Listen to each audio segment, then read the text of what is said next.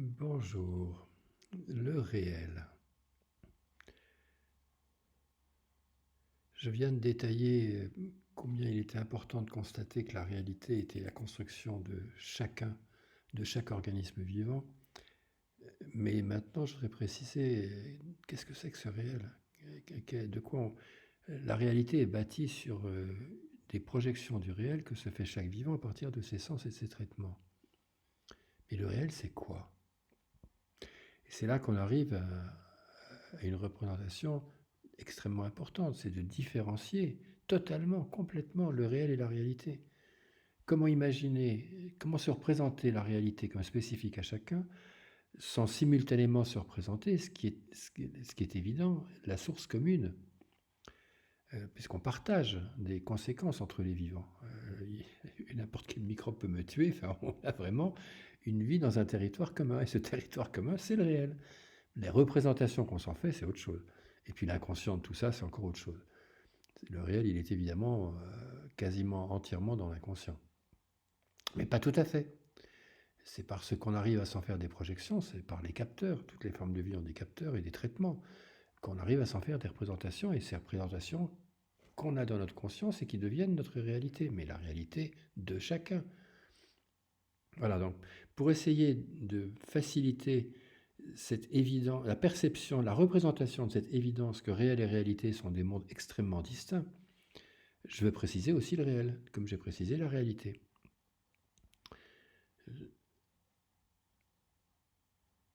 Le réel, il faut d'abord accepter de le voir comme un mystère considérable et absolument respectable.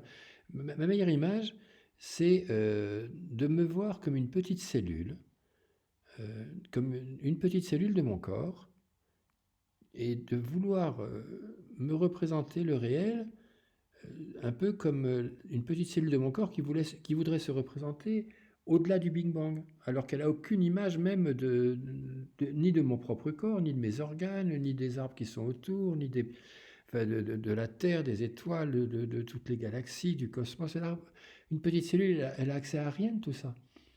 Mais je suis un homme, je suis gourmand, je veux dire que la réalité et le réel, c'est la même chose, donc je veux que ma perception du réel colle avec toutes mes connaissances de ma réalité. N'importe quoi, aberrant, absurde, mais tout à fait à la mode.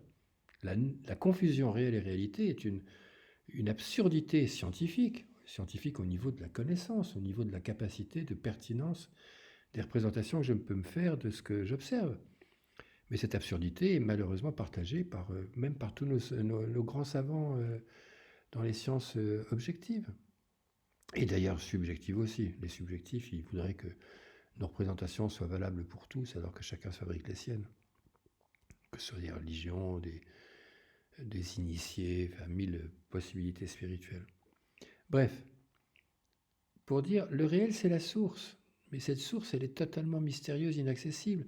Et cette source, elle devient réalité par la fabrication de chaque vivant qui a besoin de représentation pour ces automatismes de survie et de reproduction et de mieux vivre. Donc la réalité, ce sont nos outils de représentation consciente pour se débrouiller dans notre écosystème, où nos débrouillés sont à 99% inconscients.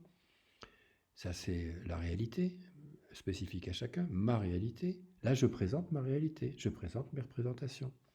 Et comme je pense, comme je le détaillerai plus loin, qu'étant doté des mêmes 5 sens physiques, ce que je décris est assez simple à observer par beaucoup, à part bien sûr tous les problèmes de détruire des tabous. Ça, c'est comme les problèmes de la religion. D'ailleurs, toutes les représentations sont des choix subjectifs, donc aussi qu'on peut dire spirituels et religieux. Bref, le réel, c'est des mystères, c'est aimer le mystère. La meilleure manière d'être, entre guillemets, scientifique, c'est d'aimer les mystères. Le réel, en psychanalyse, Lacan disait, c'est l'innommable. Et je trouve que le nom est très juste, parce que le réel, c'est la source des représentations que chaque vivant se fait. Et nommer, c'est un outil de représentation que se fait un vivant. Donc nommer, c'est déjà foutu, on est très loin du réel. Voilà, pour essayer de dire combien le réel est 1000 fois autre que la réalité. Ne pas confondre. J'ai fini.